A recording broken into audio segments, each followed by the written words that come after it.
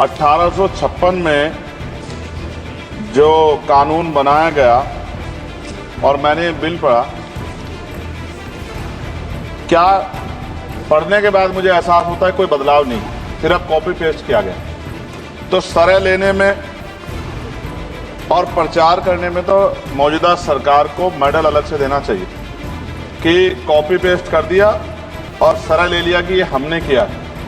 नाम बदलने में और सरय लेने में हमारी सरकार को महारत हासिल है। अगर सरकार कुछ बदलाव चाहती थी तो इसमें बिल को इलेक्ट्रॉनिक फॉर्मेट में कर सकते थे। हमारी सरकार का रोजगार देने में उनको बड़ी परेशानी है और वो रोजगार देने के खिलाफ, इसलिए उन्होंने शायद इलेक्ट्रॉनिक फॉर्मेट में नहीं रखा। माननीय सदस्य श्री चंद्रशेखर जी। धन्यवाद सभापति जी कि आपने मुझे लैंडिंग बिल पे अपनी बात रखने का मौका दिया। सभापति जी, 1856 में जो कानून बनाया गया और मैंने ये बिल पढ़ा,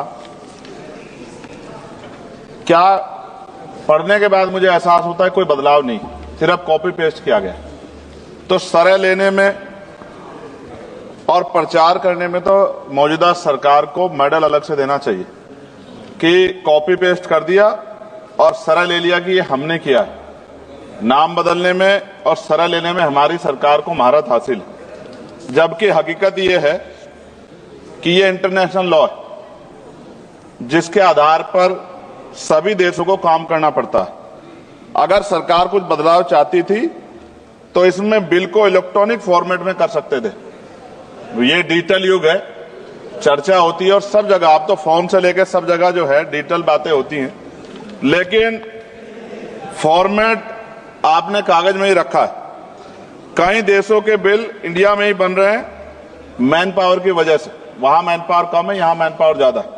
अगर ये इलेक्ट्रॉनिक फॉर्मेट में आ जाता तो बहुत से भारतीयों को रोजगार मिल जाता। लेकिन मुझे ये भी बताना पड़ेगा कि हमारी सरकार का रोजगार देने में उनको बड़ी परेशानी है और वो रोजगार देने के खिलाफ, इसलिए उन्होंने शायद इलेक्ट्रॉनिक फॉर्मेट में नहीं रखा। जैसे उदाहरण, ऑस्ट्रेलिया में कोई माल चढ़ता है जहाज पर, उसकी इन्वेंट्री यहां बनती है, उसके लैंडिंग बिल भी इंडिया में बनते हैं। इलेक्ट्रॉनिक फॉर्मेट में कर देते तो उसका बैक एंड फॉर्मूला हमारे पास आ सकता था। इससे देश को फायदा होता और हमारे बहुत सारे लोगों को रोजगार मिलता। और राष्ट्रीय जलमार्ग 2016 कानून के तहत कई राष्ट्रीय जलमार्ग विकसित होने थे, परंतु अभी तक सभी नहीं बने। यह जलमार्ग बन जाते तो बाढ़ व सूखे की समस्या से भी निजात मिल सकती थी, लेकिन सरकार को बाढ़ से भी फर्क नहीं पड़ता क्योंकि उससे भी आम जनता को परेशानी होती। पेट्रोल और डीजल की जो खपत है, अगर ये बन जाए जलमार्ग तो बहुत फायदा जो है वो खपत कम हो सकती है और बहुत बड़ा फायदा हो सकता है। लेकिन सरकार का इसमें कोई इंटरेस्ट नहीं है, इसलिए मैं अपनी भावनाओं के साथ इस बिल को अपोज करता हूं और मैं कहता हूं कि सरकार अगर चाहे तो हमारे सुझाव को मान के कुछ अच्छा कर सकती है।